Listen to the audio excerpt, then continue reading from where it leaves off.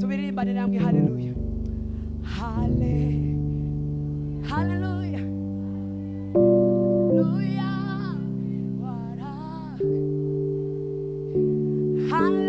Haleluya. Ni ubereye, ni ukwiriye. Luya. Imana bamugisha mwinshi cyane. Tubirimbane namwe. Haleluya.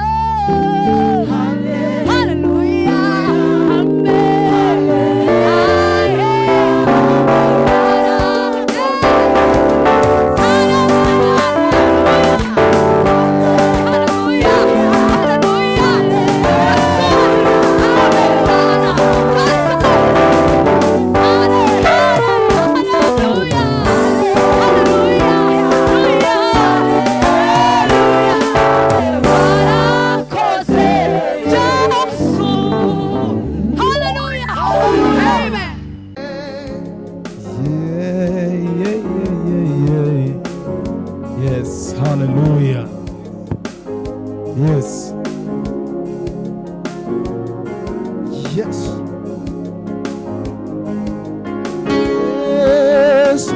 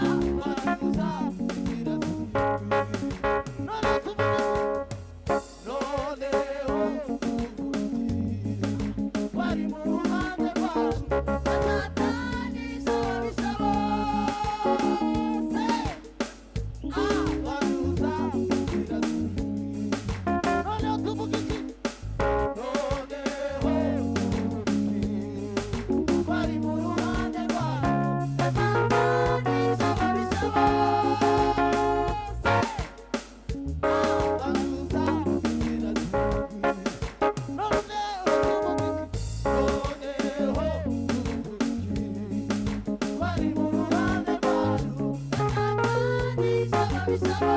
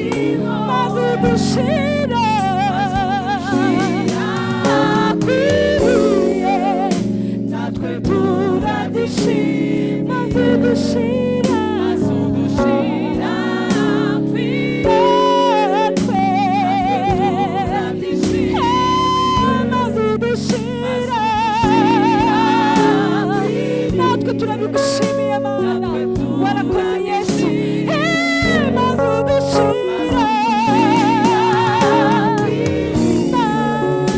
natwe turabyishimiye. Haleluya.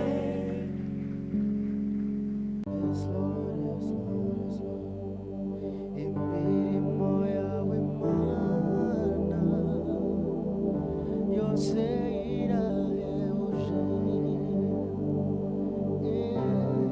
ibyo ukora byose Mana byose birahebuje, bidutera Mana guhora tukuririmba, tuvuga ibitangaza by'imirimo wakoze. Imirimo yawe Mana, imirimo yawe Mana yose irahebuje, ibyo ukora byose, ibyo ukora byose Mana byose birahebuje, imirimo yawe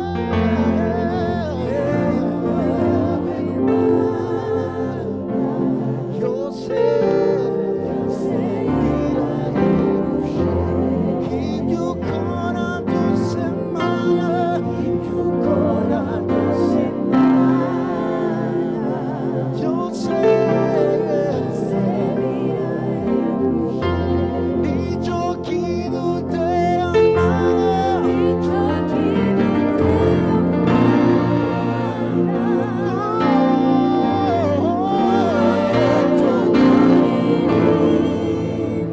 tuvuga ibitangaza by'imirimo wakoze, iyo twibutse imirimo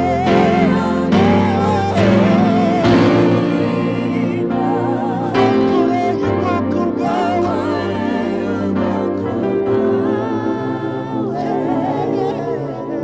bintera kugushima ku mirimo wakoze, imirimo wakoze. Haleluya. Reka mbabwire ikintu kimwe, rimwe na rimwe hari ibintu dufata nk'ibintu bisanzwe ariko ntabwo biba bisanzwe.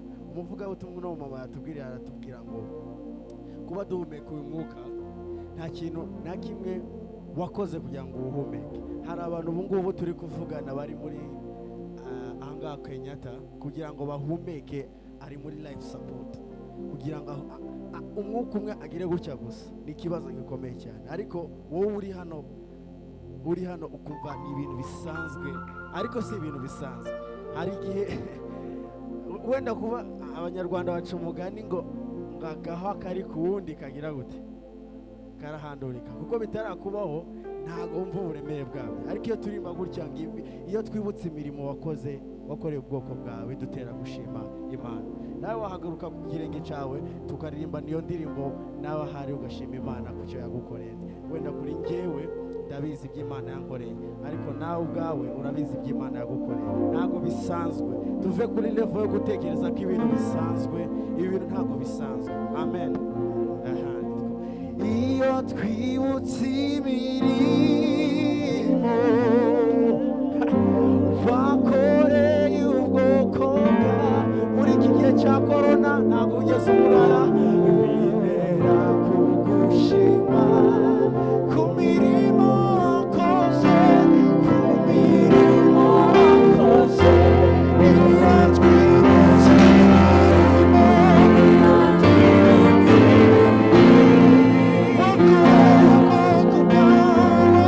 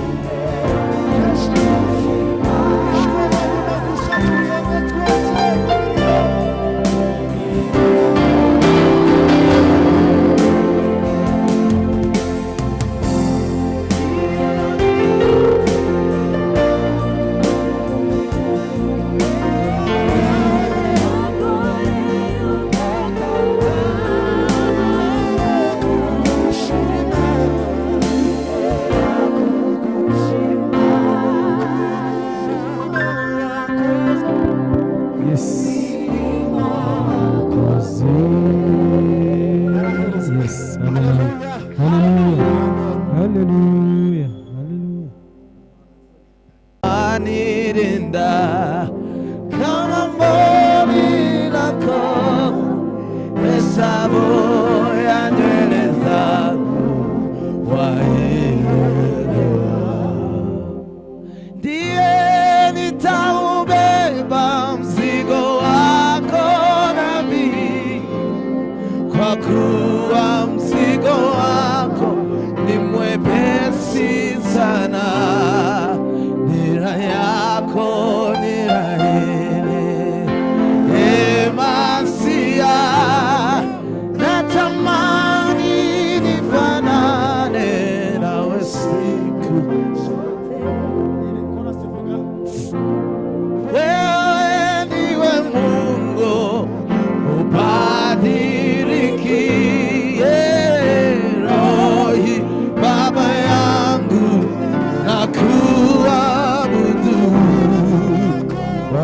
uaminifu wako ona kipimo, nayo matendo yako nina